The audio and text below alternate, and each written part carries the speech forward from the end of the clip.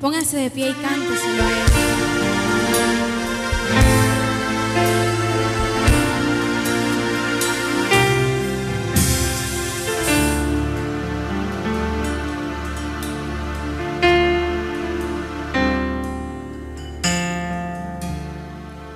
Aún sin poder, tu santo rostro contemplar,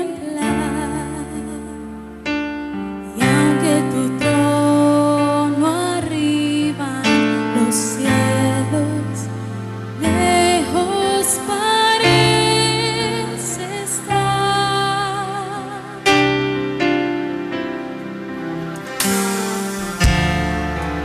Aún sin poder la herida de tus manos tocar, hay en mi alma un gozo profundo que hace mi fe vibrar. Mi Cristo, yo creo en ti, yo siempre creeré en ti, y aunque no pueda verte, Señor, eres real en mi corazón. Cristo, yo creo en ti, por siempre creeré en ti,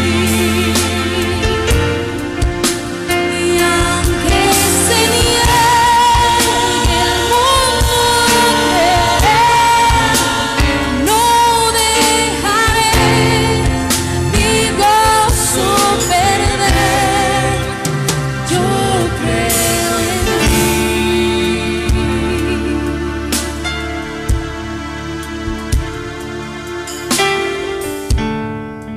Enviado del cielo, eres aquel escogido por Dios, eres el único y cierto camino hasta su corazón.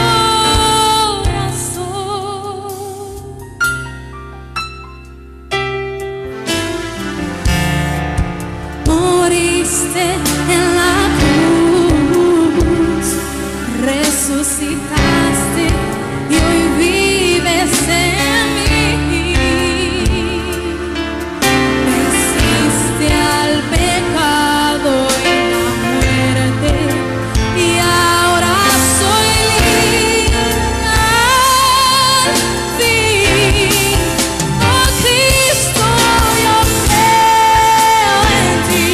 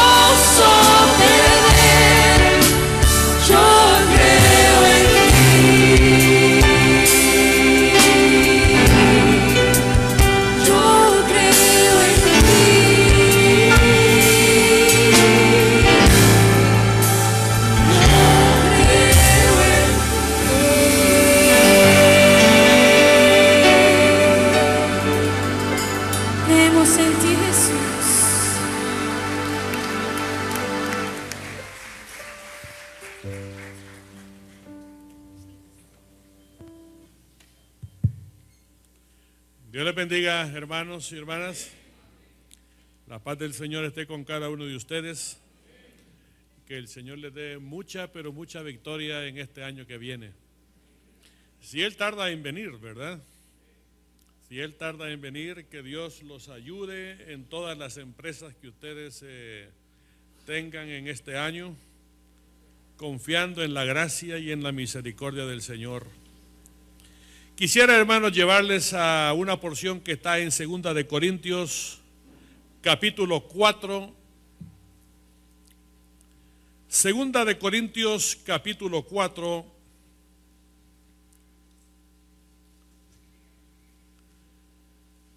Vamos a leer del versículo 7 hasta el 9.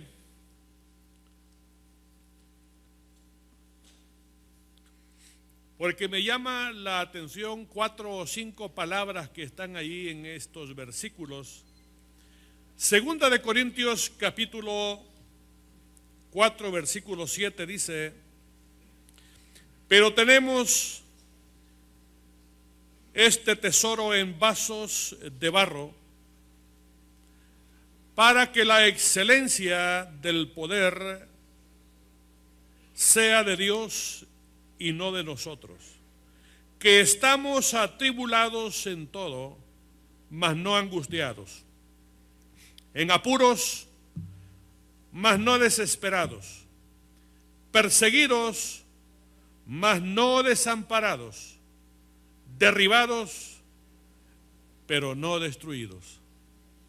Lo que me llama la atención es que aquí dentro de la iglesia del Señor, porque esta es una carta a los corintios, se pueden identificar varios grupos, como dice ahí la Escritura, de que algunos están atribulados. Hay otro grupo que está en apuros, otros están perseguidos y otros están derribados. Pero que estén derribados no significa de que estén destruidos. Y a veces a mí me preocupa bastante aquellos que están derribados,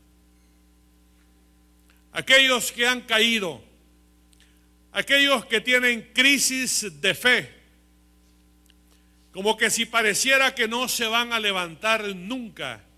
Así que yo quisiera titular mi mensaje en esta oportunidad: Dios puede transformar tus derrotas en victoria.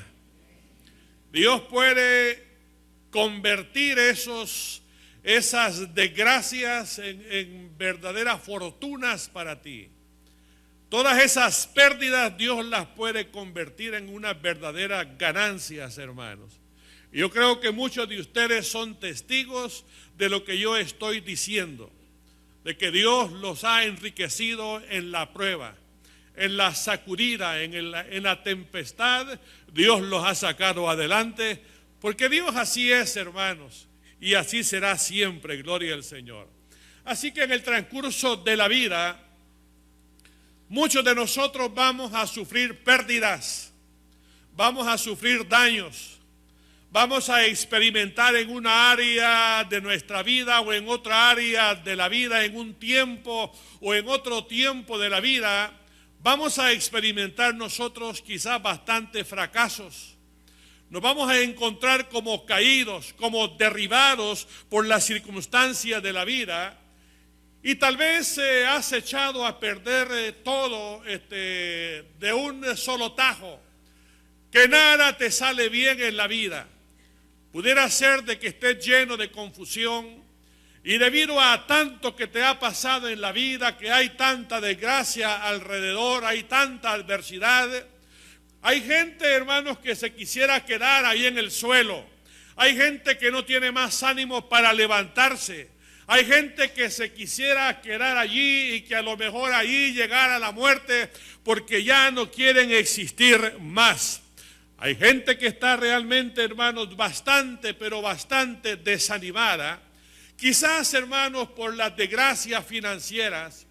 Pudiera ser de que hayan gente en el sector femenino que se siente tan mal, que se siente tan culpable debido a 1, 2 o 3 abortos. ¿Habrá esperanza para esa persona? Por supuesto que sí. Pudiera ser de que hayan personas que han tenido intentos de suicidio. Pudiera ser también, hermanos, que hayan personas que hayan caído heridas por un colapso mental o un colapso emocional, o que hayan sido señalados y acusados por faltas de inmoralidad. A lo mejor hayan, hermanos, problemas gravísimos ahí a nivel doméstico, pero la verdad, hermanos, de que la vida es así. El apóstol Pedro estaba hablando de esas cosas. En primera de Pedro capítulo 5 versículo 10, él comienza a decir de que todos nosotros, hermanos, estamos pasando por momentos, por esos padecimientos difíciles en la vida. Así que no nos vayamos a sorprender, hermanos, de estas cosas que acontecen en nuestra vida, pero que Dios tiene todo bajo control, hermanos. Y cuando nosotros hayamos, o que la prueba haya desaparecido, el Señor nos va a fortalecer, nos va a afirmar, nos va a establecer en nuestra vida. Y nos vamos, hermanos, a sentir bien. Pero en el tiempo del Señor Jesucristo también había gente que estaba llena de crisis. Por supuesto que tenían grandes problemas. Y por eso llegaban a buscar al Señor. El endemoniado gadareno tenía problemas malignos en su propia vida. Tenía una cantidad de demonios en su ser, hermanos, que hacía la vida imposible de este pobre hombre. Pero miren, hermanos, que este hombre tuvo un paréntesis, podríamos decir, de sobriedad, de lucidez, de tal manera que cuando vio al Señor no profirió ninguna blasfemia contra el Señor, sino que acudió al Señor y el Señor lo bendijo poderosamente. Se encuentran historias como la mujer de flujo de sangre que había estado enferma por 12 años. Era una mujer acomodada, pero había gastado toda su fortuna en los médicos y dice la palabra que le iba peor. También encontramos a otra mujer, hermanos, en la Sagrada Escritura, la mujer samaritana, esa buscadora, hermanos, eterna de la felicidad, porque había andado de matrimonio en matrimonio o de hombre en hombre. La verdad que dice la palabra que había tenido 5 maridos y el que tenía actualmente no era su marido. Así que, hermanos, una vida realmente bien desorientada, pero algo hizo Dios en su vida. No digamos la mujer Rahab, de la cual vamos a hablar un poco más adelante. Pero ¿qué fue lo que hizo Dios con todas estas personas? Lo que el Señor hizo, hermanos, es que transformó esas pérdidas en ganancia. Esas derrotas en las cuales estaban estas personas, el Señor las convirtió, hermanos, en verdaderas victorias y quitó toda desgracia y el Señor, hermanos, le llenó de dicha. Pero saben una cosa, estas vidas, hermanos, se pusieron al lado del Señor. Y es ahí cuando la gente es vencedora. Es ahí cuando la gente, hermanos, es bendecida por el Señor. Cuando nosotros nos ponemos al lado del Señor. Así que podríamos decir en esta noche que el Señor, hermanos, es especialista en poder convertir algo roto en algo útil y hermoso. El Señor, hermanos, hace esto, yo creo que todos los días. ¿Saben por qué, hermanos? Porque el Señor es un Dios de segundas oportunidades. Usted siempre va a tener oportunidad con el Señor. Y a Él le encanta, hermano, en los nuevos inicios, los nuevos comienzos que Él pudiera empezar entre la gente atribulada.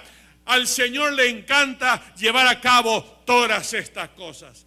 Así que, hermano, Dios quiere realmente abrir nuevos episodios. Él quiere abrir nuevos capítulos en la vida. Pero Dios no puede, hermanos, hacer absolutamente nada si usted se rehúsa a levantarse de la crisis en la cual usted se encuentra. o en la desgracia en la cual usted ha caído, o en el hoyo en el cual usted, hermano, está metido, si usted no quiere salir de ahí, Dios no puede hacer absolutamente nada. Así que, hermanos, permitámosle al Señor que pueda hacer algo a favor de nosotros, de tal manera que nos pongamos al lado del Señor. Había una mujer llamada Rahab. Yo la considero a esta mujer una mujer sabia, una mujer inteligente, porque era una mujer, hermanos, aquella mujer de la Biblia, del Antiguo Testamento, que vivía de la prostitución. Era una mujer, hermanos, cuya sociedad en la cual vivía ahí en Jericó, se le habían clavado todos los ojos de la sociedad de Jericó. Las miradas, hermanos, estaban sobre ella todos los días. La gente le seguía con la mirada siempre. Y qué difícil es, hermanos, estar soportando la mirada siempre condenatoria de la gente. Pero esa mujer ahí vivía con esa situación. La sociedad de Jericó consideraba de que si una persona merecía ser menospreciada y rechazada, era esa mujer que practicaba la prostitución. Pero vean, hermanos, cómo comienza esta mujer a elevarse de en medio de la miseria y la desgracia en la cual ella se encontraba. Cuando ella supo que los escuadrones de Israel venían para conquistar Jericó, esta mujer comienza a recordarse todo lo que había escuchado del Dios de Israel. Cómo Dios había vencido a todos los ejércitos que atacaban a Israel. Y cómo Dios había abierto el mar rojo, lo había partido en dos para que su pueblo pasase en seco. Ella se acordaba de que ese Dios era un Dios poderoso y maravilloso. Y esta mujer comienza, hermanos, a sentir confianza en ese nombre y más confianza, de tal manera que una fe comienza a surgir, no me cabe la menor duda, una fe puesta por el Espíritu de Dios, comienza a surgir ahí en su vida. Y esta mujer, hermanos, logró una victoria y logró salvación y no murió con los demás de Jericó, porque se puso, hermanos, al lado de Israel y comenzó a hacerle frente a su vida deshonesta. Una mujer, hermanos, que cuando la conquista se consumó, esa mujer no murió. Toda su familia fue salva. Y la bendición para Rahab no llegó hasta ahí, hermanos, sino que siendo ya una mujer, hermanos, que agradaba a Dios, conoce ya allá en el territorio de Israel, conoce a un hombre bueno con quien ella se casó. Y esta mujer, hermano, oigan lo que les voy a decir, vino a formar parte de la genealogía del Señor Jesucristo, gloria a Dios. O sea que de ese matrimonio, hermanos, provino el Señor Jesucristo. Hermanos, qué maravilloso es eso. En la genealogía del Señor Jesús hay 4 mujeres con una sombra de vergüenza. Ahí está Ruth, la moabita, de una raza maldita. Sin embargo, Dios la agarra, hermanos, y la bendice completamente. Ahí estaba Tamar, la que una vez se había fingido prostituta para lograr los designios de su corazón. Ahí estaba en la genealogía del Señor Jesús. Ahí estaba Betsabé, la mujer que cometió adulterio con David. Ahí está en la genealogía del Señor Jesucristo. Y ahí está también Rahab, la que había sido prostituta. Lo que a veces, hermanos, la gente puede considerar que es inservible y que es basura, hermanos, para Dios no lo es, porque si Dios lo ha limpiado, nadie lo puede llamar inmundo y Él puede agarrarlo para manifestarse a través de esas vidas. Gloria al Señor. Así que, hermanos, esa mujer era una mujer rechazada, una mujer menospreciada, una mujer criticada, una mujer completamente desacreditada. Pero saben una cosa, hermanos, nadie sabe lo que está pasando en el interior del corazón. Y ella comienza a experimentar un alzamiento de gloria en su propia vida, porque, hermanos, decidió, hermanos, ponerse al lado de su Dios maravilloso. Y cuando eso pasa, hermanos, nosotros podemos lograr bendición de parte del Señor. Todas las personas que estuvieron en crisis, que están aquí registradas en la Sagrada Escritura, cuando esas personas comenzaron a buscar a Dios, cuando esas personas se levantaron hacia Dios, esas vidas fueron, hermanos, verdaderamente bendecidas. Esas vidas fueron levantadas. Si usted, hermano, recuerda el caso, por ejemplo, del hijo pródigo, es un caso de los cuales yo estoy hablando en esta hora. Un hijo pródigo que era el hijo menor del padre. Y dice que era el hijo menor porque era el inexperto. Aquel que todavía no se había identificado con las luces del mundo, con los placeres del mundo. La Biblia habla entonces del hijo menor, del inexperto, el que quería la herencia que le podría corresponder, porque con el dinero iba a encontrarle a la vida sentido. Él no quería ser malo, sino que lo único que quería era que la vida tuviera sentido. Y él habrá dicho, lleno de dinero, la vida tiene grandes posibilidades para mí. Y se lanza a grandes zancadas, disfrutando, hermanos, de sexo, de apetito y de todo lo que la vida podía ofrecer. Pero, hermanos, el fracaso de este joven fue estrepitoso.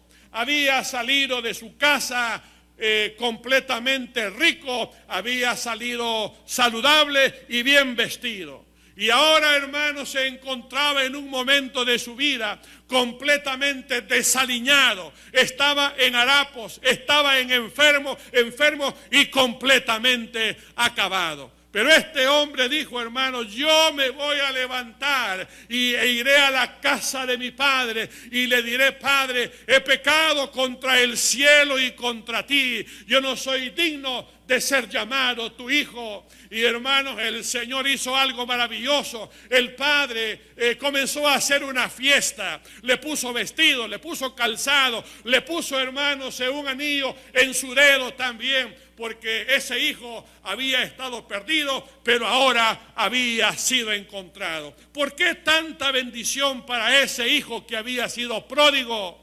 Porque, hermano, se puso al lado del Señor, se puso al lado de su padre. Lo mismo aconteció también con el ciego Bartimeo, que se levantó hacia el Señor y el Señor lo bendijo. Pero saben una cosa, hermanos, de que hubo un personaje en la Biblia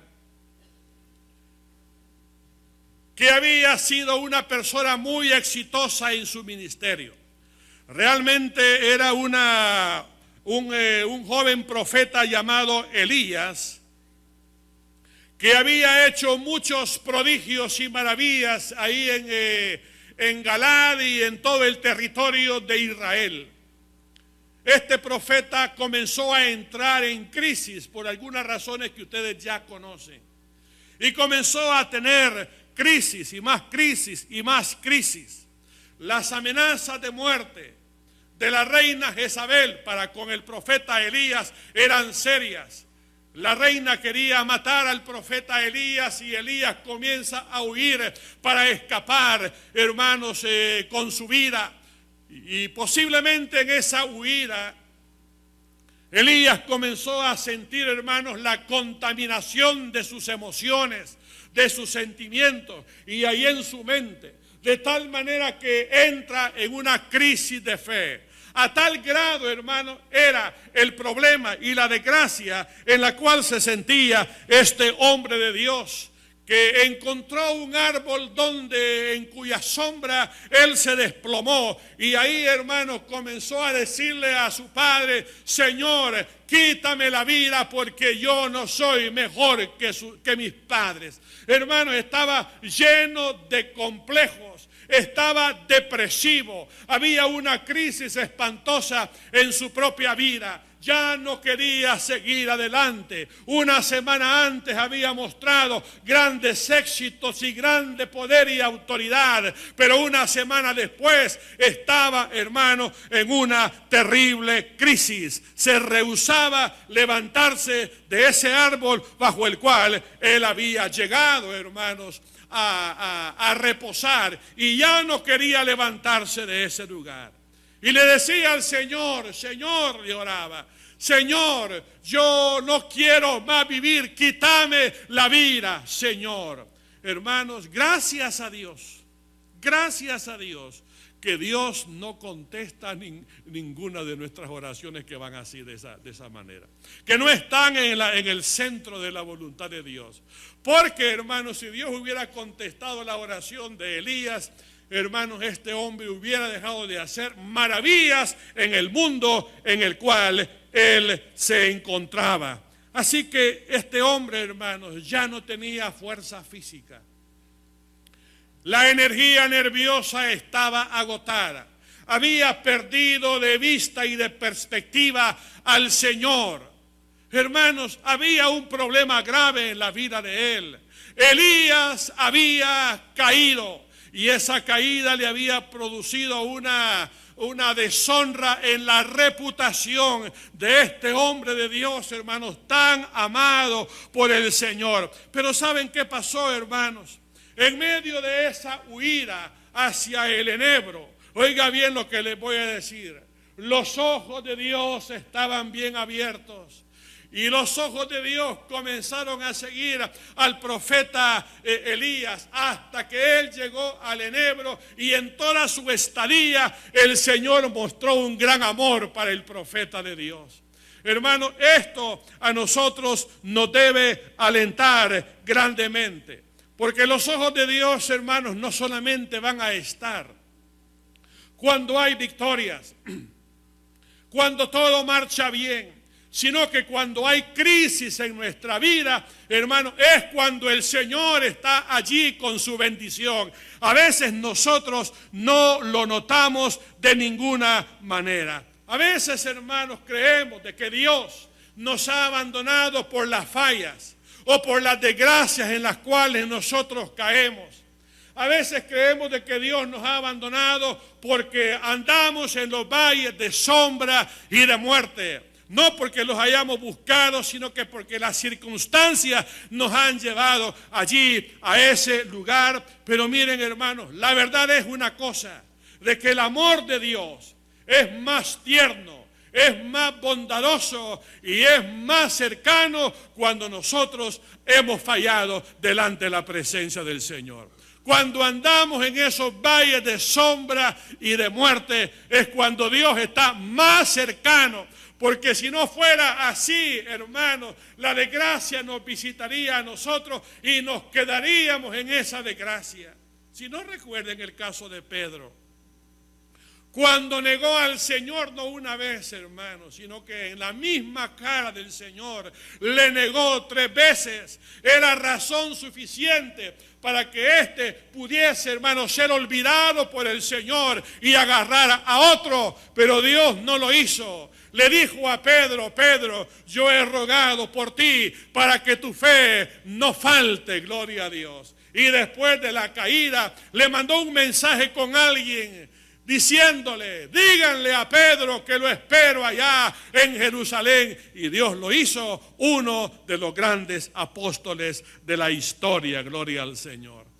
Hermanos, Elías, en esta desgracia, en esta tragedia que él estaba viviendo, pudo experimentar el grande amor de Dios. Y yo se lo quiero recalcar a usted, de que el amor de Dios a usted nunca le va a dejar en sus crisis, estimado hermano. Nunca le va a dejar en sus crisis, aunque a usted así le pareciese. ¿Qué es el amor, hermanos? Alguien puede decir de que el amor es un sentimiento. Está bien, hermanos, que podamos decir de que el amor es un sentimiento. A veces, hermanos, el amor es solo palabras. Pero saben, hermanos, que el verdadero amor es acción. El verdadero amor es acción. El Señor dijo, porque de tal manera amó Dios al mundo, que dio a su Hijo unigénito, acción, amén. Su Hijo desciende del cielo, acción, actividad, para que todo aquel que en Él crea no se pierda, mas tenga vida eterna. Entonces el amor, hermanos, no es sentimiento solamente, no son palabras solamente, el amor, hermanos, es acción. Así que cuando Dios vio tirado a Elías en las arenas del desierto, bajo ese enebro, hermanos, el Señor quiso renovarlo. El Señor, hermanos, trató de levantarlo para restaurarlo una vez más al ministerio. ¿Y qué fue lo que hizo Dios? Acción. Le envía, hermanos, a un ángel. Y ese ángel tenía, hermanos, la orden de prepararle comida y bebida al siervo de Dios. Y le preparó comida y el ángel le dijo, come y bebe.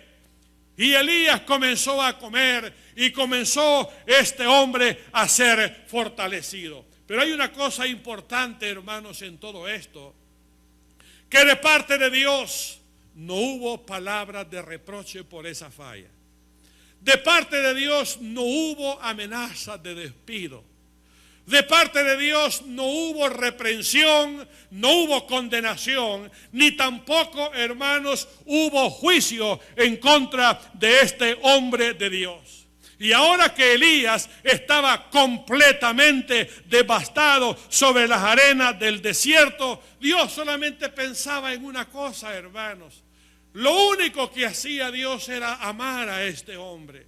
Lo único que hacía Dios era cuidarlo, protegerlo y animarlo y restaurarlo una vez más a ese ministerio que Dios tenía preparado para él. Pero ¿saben una cosa adicional hizo Dios? Le dijo al ángel, tú le vas a decir estas palabras.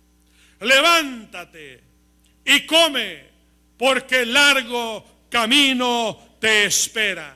A Elías le parecía que sus días habían terminado. Debido a la crisis de fe, debido a la desgracia que había caído, a él le parecía de que todo, hermanos, ya había terminado para él. Pero, hermanos, no era así. Apenas comenzaba este hombre de Dios. Así que el Señor le da esas palabras a este hombre. Come y bebe, levántate, porque largo camino te espera, gloria al Señor. Cuando Elías habrá escuchado esas palabras, habrá dicho, todavía me quiere el Señor, todavía se fija en mí. El Señor está viendo algo de valor en mi propia vida. Pero una cosa les quiero decir, hermanos, estas palabras del Señor para Elías, levántate, porque largo camino te espera. Son palabras que están destinadas, hermanos, son destinadas precisamente para que Elías quitase su mirada de sí mismo, para que quitase la mirada de su crisis y pudiera concentrarse en Dios y en el ministerio que el Señor le había dado. Es que, hermanos, había todavía mucho trabajo para Elías. Elías tenía que seguir con la reforma. Elías tenía que seguir peleando para poder, hermanos, derribar el sistema religioso, el culto a Baal, cuya líder era la reina Jezabel. Él tenía que luchar contra eso todavía. Él todavía tenía que hacer muchos milagros.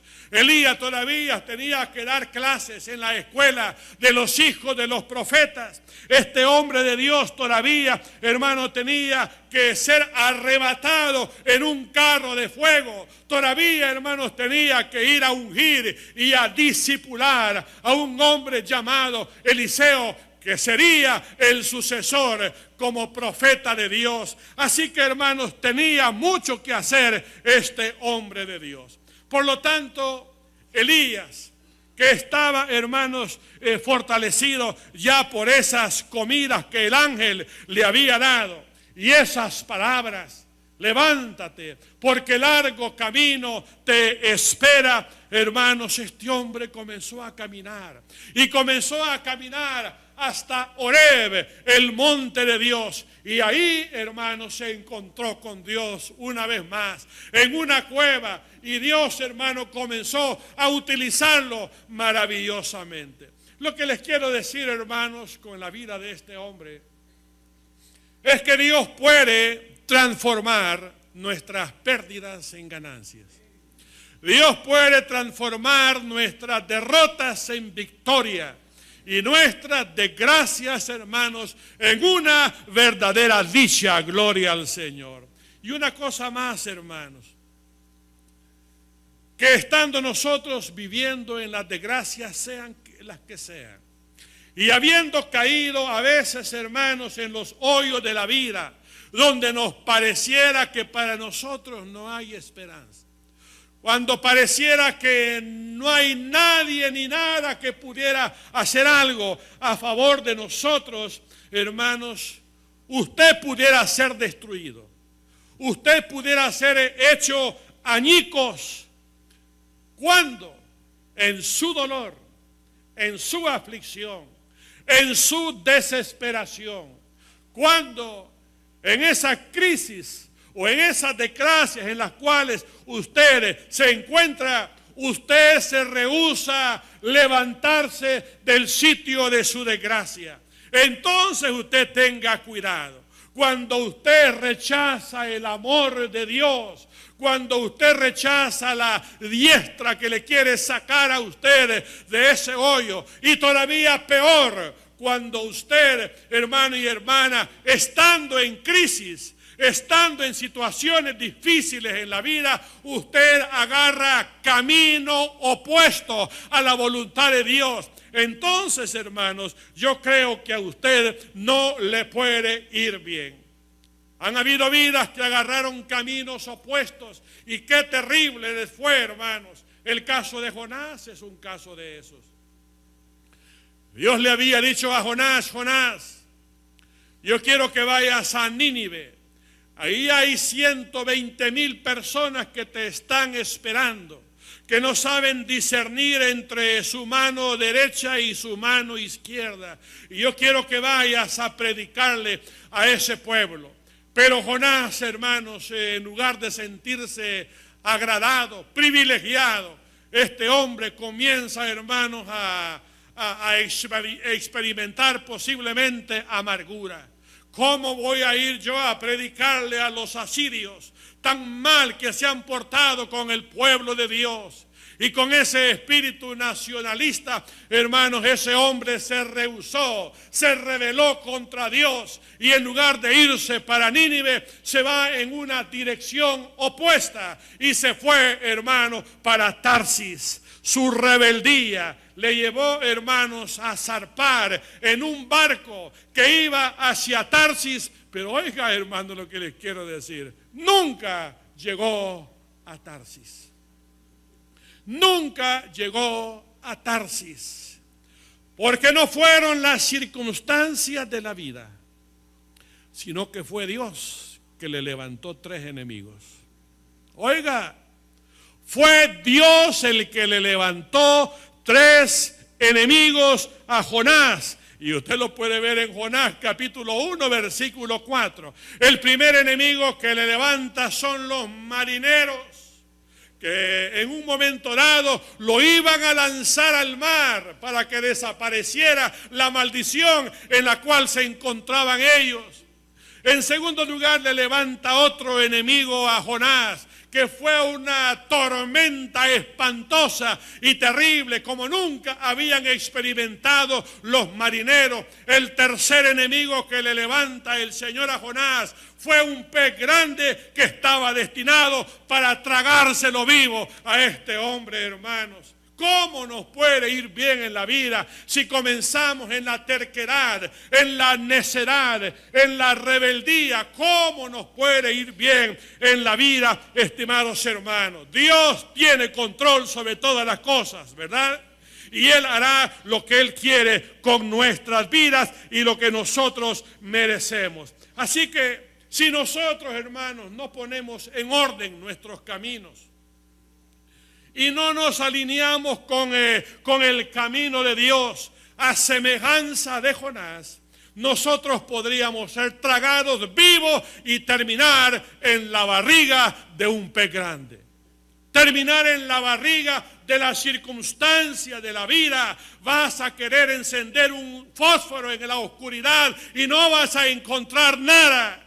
Va a ser todo penumbra y todo grande oscuridad. Así que, hermanos, por eso es que Jeremías capítulo 2, versículo 19, la Escritura dice estas palabras que están ahí. Tu maldad te castigará y tu rebelión y tus rebeldías te condenarán a ti. Entonces, hermanos, nosotros tenemos que permitir que en esas desgracias, en esas crisis que nosotros tenemos, en esos hoyos en los cuales nosotros nos encontramos en la vida, permitámosle al Señor, hermanos, que Él transforme todo eso en una bendición grande, porque Dios, hermano, lo quiere hacer a favor de cada uno de nosotros. Cuando yo digo, hermanos, de que Dios quiere transformar nuestras tragedias en victoria, véalo en la persona del Señor Jesucristo. Está tan claro, hermanos. ¿Qué le pasó al Señor? Bueno, en cuanto a la persona del Señor Jesucristo, a Él lo capturaron. Ahí en Getsemaní. Y fue condenado a muerte. Muerte en una cruenta cruz. La cruz era el instrumento de pena capital que había sido preparada, esa cruz, para castigar y para crucificar y para deshacerse de la escoria de la humanidad. Tan infame era la cruz de que no podía ningún ciudadano romano morir en un suplicio como ese. Pero fue precisamente, hermanos, en esa cruz donde crucificaron al Señor Jesucristo. Y ese martirio comenzó en la vida del Señor. Y comenzó ese martirio cruzando por 39 latigazos. Él fue, hermanos, escarnecido. De él se burlaban.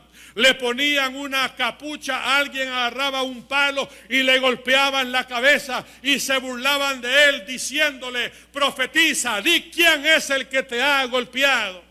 Y así seguía el escarnio y el escarnio. Era escupido y era golpeado una y otra vez. Alguien tejió, hermanos, una corona de espinas y se la incrustó en el cuero cabelludo y en la frente al Señor, hermanos. Fue algo terrible y espantoso. Cuando el profeta Isaías, siglos antes, revelado por el Espíritu Santo, tuvo una visión de los sufrimientos del Señor, él decía: no había en él parecer ni hermosura, porque, hermanos, su cara estaba inflamada por esas espinas que habían penetrado, hermanos, en su piel, en su frente y en su cabeza. Y, hermanos, no solamente eso, sino que el Señor fue atravesado por esos clavos en sus manos y en sus pies también. Y una cosa, hermanos, quiero decirles, de que ese día, cuando le dieron muerte al Señor, vean, hermanos, ese fue el día más trágico que se registra en toda la humanidad. El día más trágico de la historia de la humanidad. Pero ese día, hermanos, más trágico, Dios lo transformó en el día más feliz para cada uno de nosotros. ¿Por qué, hermanos? porque Cristo resucitó al tercer día de la tumba, gloria a Dios, y ahí venció a Satanás, al infierno, a los demonios, al pecado, a la condenación eterna y a la muerte, y ahora nosotros podemos gozar de esa salvación y esa redención que Dios tiene para cada uno de nosotros, gloria al Señor.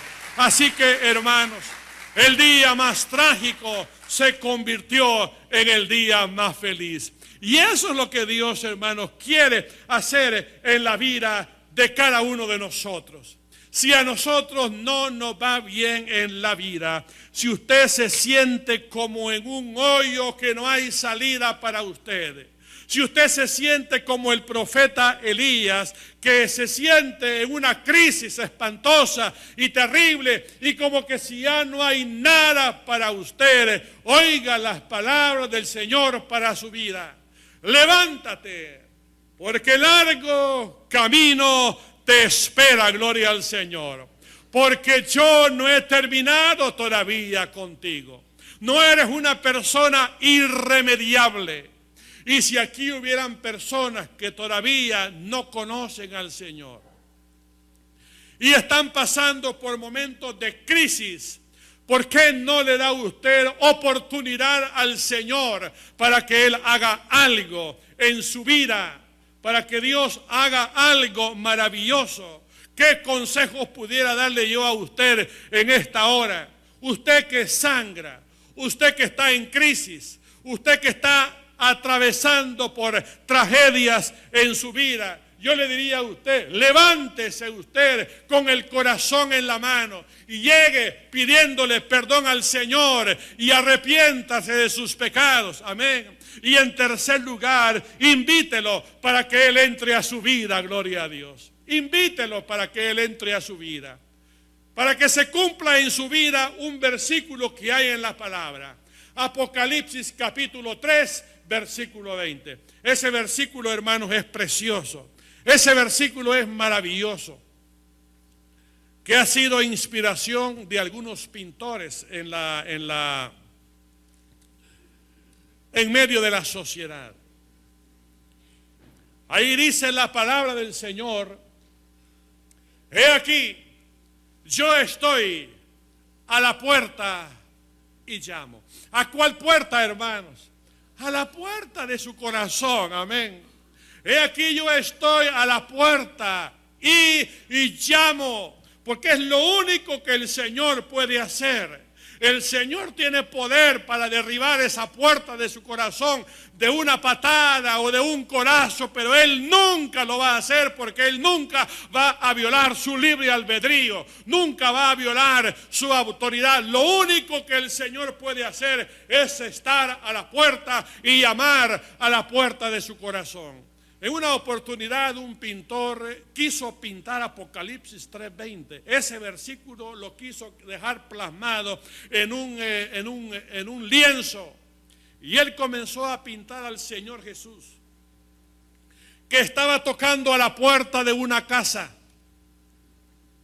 Pero esa puerta no tenía, hermanos, la chapa por fuera. Todo estaba liso, ahí no había chapa. La chapa estaba por dentro, dando a entender el pintor de que si esa puerta se iba a abrir es porque el que estaba adentro, el que estaba necesitado, con su propia voluntad iba a abrir la puerta para que el Señor entre. Amén. Entonces dice ahí ese versículo, hermano: he aquí yo estoy a la puerta y llamo. Si alguno oye mi voz y abre la puerta, entraré a Él y cenaré con Él y Él conmigo. Y usted debiera de saber lo nutriente y lo bendito que es cuando una persona es nutrida por el Señor. Aleluya. Así que, hermanos, permítale al Señor que transforme todas sus tragedias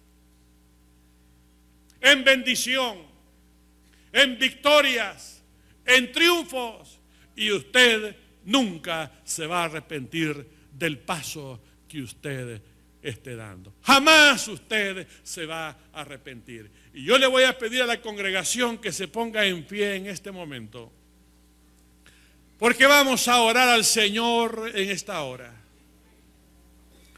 Porque ahí donde está usted va a orar al Señor. Vamos a cantar, ven a Él que te espera tu buen Salvador. Vamos a cantar esa alabanza. Y si usted es una persona necesitada de Él, si usted es una persona que necesita a Dios a su lado, no le quepa la menor duda que Dios lo va a bendecir a usted. No le quepa la menor duda.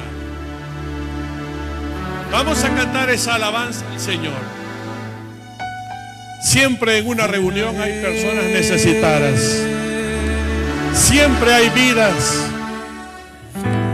que tienen hambre y sed del Señor, que están pasando por momentos bastante difíciles. Dele oportunidad a Cristo. Dele oportunidad al Señor. Y si usted tiene necesidad de Dios, si usted necesita a Dios a su lado, actúe con fe en esta noche. Actúe con fe en esta noche. Abra la puerta. Deje que Él entre, porque Él lo quiere bendecir. Nadie lo puede hacer por usted. Solamente usted puede hacerlo. Y si en esta noche hay personas que han venido, amigos y amigas, que nunca le han abierto la puerta a Cristo, que nunca han recibido a Cristo en su corazón como su Salvador personal, hágalo en esta noche. Hoy es su grande oportunidad. Y si usted ha venido, yo quisiera invitarle a usted a que lo haga. Dé ese paso maravilloso. Yo le voy a invitar a usted que salga de su asiento, venga acá, porque yo quiero orar por usted. Y si hay creyentes, personas cristianas que han traído a sus amigos, pregúntele si quiere recibir a Cristo y acompáñelo aquí al altar, porque queremos orar por usted. Cantemos una vez más esa alabanza mientras usted sale de su asiento y recibe a Cristo como su Salvador personal. Sí, mi Padre, gloria sea tu nombre. Aleluya. Gracias, Señor. Gracias, Señor. Encamínese acá al altar, venga y reciba a Jesús como su Salvador personal. Él tiene grandes cosas para su vida. Es la oportunidad que Dios le da en esta noche de ser salvo, de que transforme sus tragedias en victoria. Aleluya. Gracias, Señor, te alabo y te bendigo.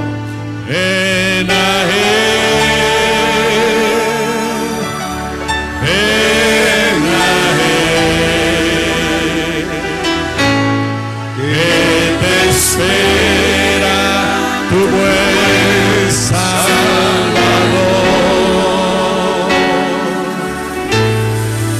Espera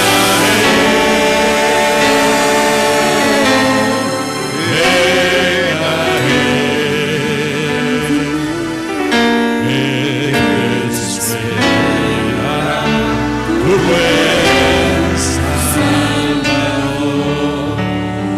Padre, te alabamos en esta hora, Señor.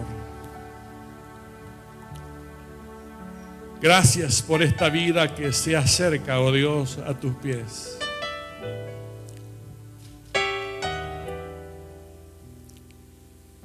Yo quisiera invitarle a usted que ha pasado aquí al frente a que repita esta oración conmigo en voz alta.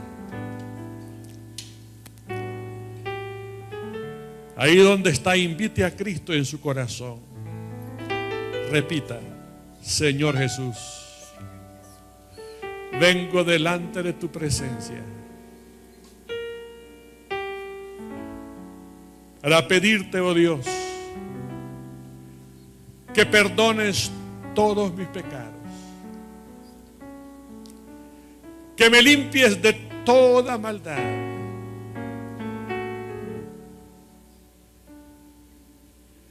que me laves con esa sangre que tú derramaste en la cruz del Calvario.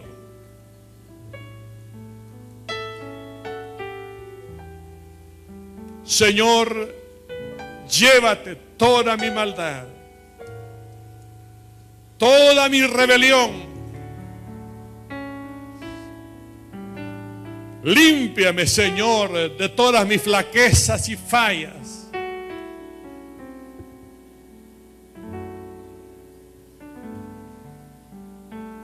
Y dame la salvación que tú ofreces en la Biblia.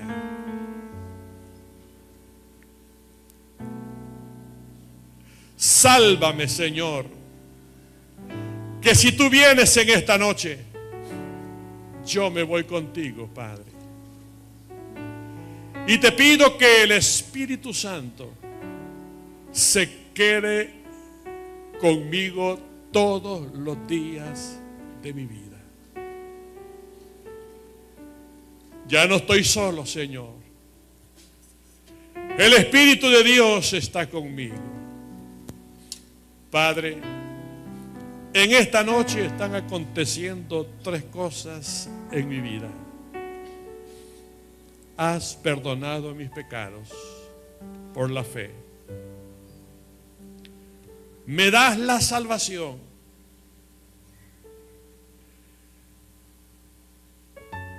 Y me das de tu Santo Espíritu para que se quede conmigo todos los días de mi vida. Te doy gracias, Señor, por esta bendición. Y todo lo pido en el nombre de nuestro Señor Jesucristo. Amén. Los felicito, joven, por esa decisión que ha tomado. Gloria al Señor. Pueden tomar asiento, hermanos. Vamos a participar de los elementos de la cena del Señor. Voy a invitar a los hermanos diáconos para que puedan